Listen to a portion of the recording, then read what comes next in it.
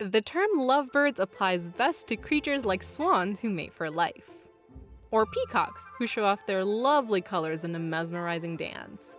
I would even say that lovebirds applies to the criminal tendencies of penguins who steal other penguins' rocks and give them as presents to their own significant others as a marker of their commitment. Lovebirds sure as hell doesn't apply to ducks. Let's uncork this phenomenon nice and slow so I don't screw anything up. To start, duck genitalia.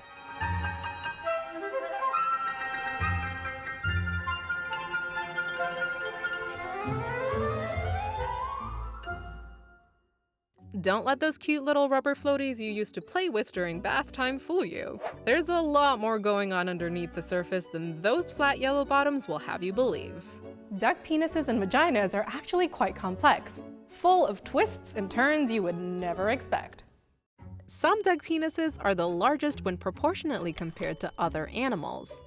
The Argentine lake duck has been recorded for having a 42.5 centimeter long penis. That's almost half a meter. For comparison, it's equivalent to the whole bird body, which is also roughly 40 centimeters.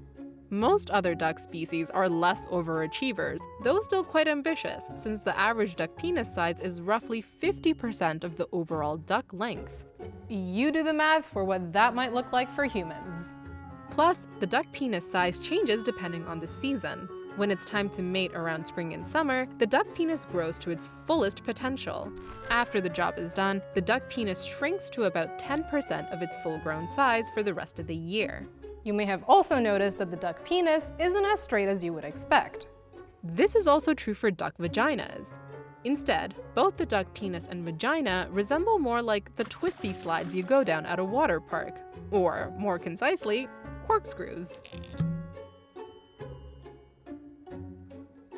Researchers believe that this has something to do with what is termed antagonistic coevolution, and that partly stems from the violent and sometimes even deadly mating habits of these ducks. Male ducks are quite aggressive and will try to sometimes mount an unwilling female. For example, male ducks use a lot of physical force to insert their penis into the female duck's vagina. And it's not always just one male. Many recorded occasions show that multiple males try to mount the unwilling female in quick succession. Sometimes the female in question can escape. Sometimes the sheer hyperdominance leads to her death. Duck females aren't entirely powerless though, and they're fighting back in their own subtle but incredibly effective ways.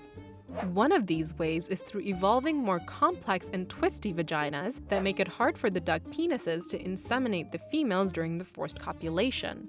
Some of those duck vaginas have sharp turns that lead to dead ends. Other duck vaginas are also counter-rotated to the duck penis corkscrew orientation. This means it's nearly impossible for the duck penis to travel very far in the duck vaginal canal. In fact, some research shows that only 3% of chicks are born from these forced mating events. So while the male duck penis becomes ever long and twisty, the female duck vagina just becomes a maze full of traps. This slow back and forth across many generations leads to somewhat of an arms race, leading eventually to antagonistic coevolution. This is not the case for all ducks, and it's definitely not the case for all birds in general. Bird penises are quite rare, since only 3% of all birds have a penis. Plus, it's mostly limited to ducks, geese, swans, ostriches, and emus. Most birds perform a mating activity called the cloacal kiss. The cloaca is an all-purpose opening in birds that removes liquid and solid wastes. In males, the cloaca can also dispense sperm, and in females, the cloaca is the opening from where the eggs are laid. For this cloacal kiss, the male will mount the usually willing female and just touch his cloaca to hers. And that's it. That's the whole tweet. For these birds, it is what happens before the kiss that's determined by evolution through a process called sexual selection. Sexual selection is when one sex in a species has a specific trait that leads to more successful mating, and as a result, more babies with that trait. In this way, a trait is passed down between generations, and sometimes even becomes more and more exaggerated over time. Examples of this could be physical traits, like long feathers or bright colors. They could also be behavioral traits, like melodious singing or busting out dance moves.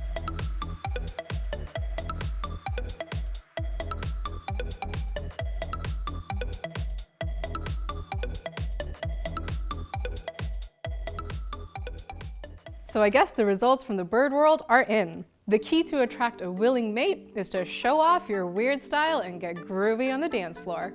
I'll see you there.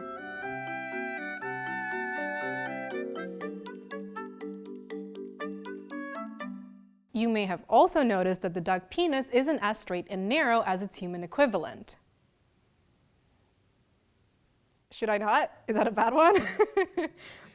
We can remove that.